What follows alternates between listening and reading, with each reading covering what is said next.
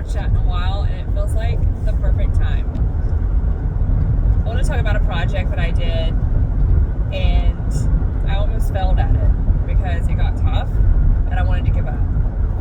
But as someone who works with other business owners, I knew I could not give up. I knew I had to keep going. And I had that conversation with the person who hired me for the project, and she even gave me an out and said, well, if you don't want to do it, I understand, and we can stop now. And I said, nope, I am not going to let this defeat me. I just need some more time to work things out and work on this project. So let's talk about it.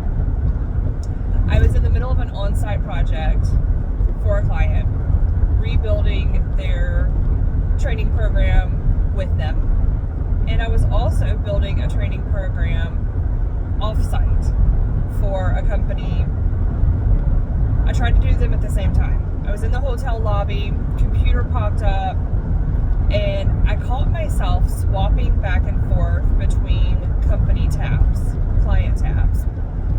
I would work on one training for the on-site, and I would think, oh, this is really good, I need to put it in the other one too. So I would jump over there and try to put it in there, change my outline several times for the second company. It got really messy. It got to where I wasn't focused on it, and I could not settle on my outline. I trashed it several times. I rewrote it and trashed it again. I created the video slides, modules, trashed them, started over. And when I was on the phone with the owner of the company, I was just really open and honest, and I said, hey, I don't know that I can do this.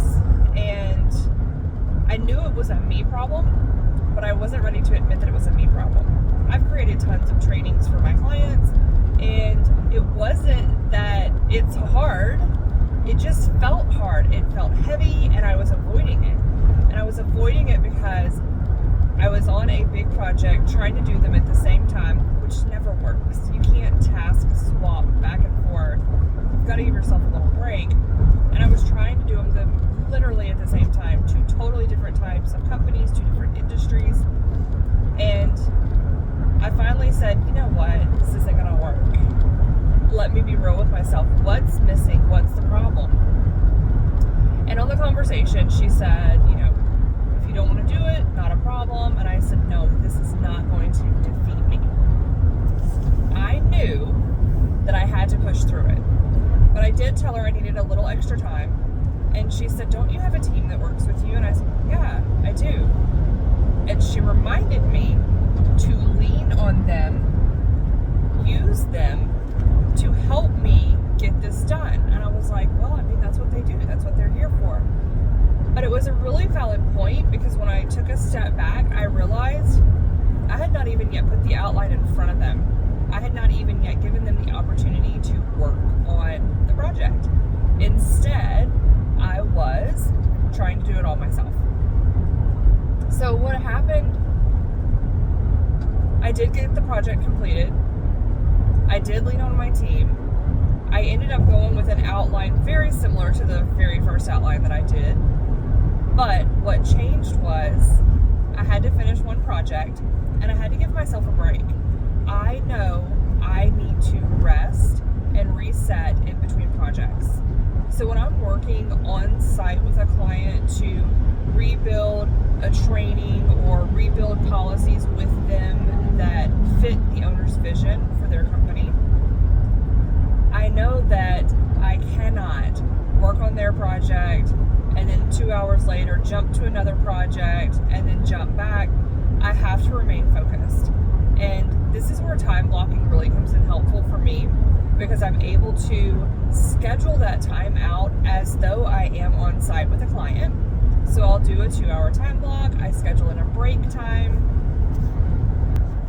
and then I'll create another time block for about 2 hours and work on another client's project. But they have to give me a break in between, a mental break.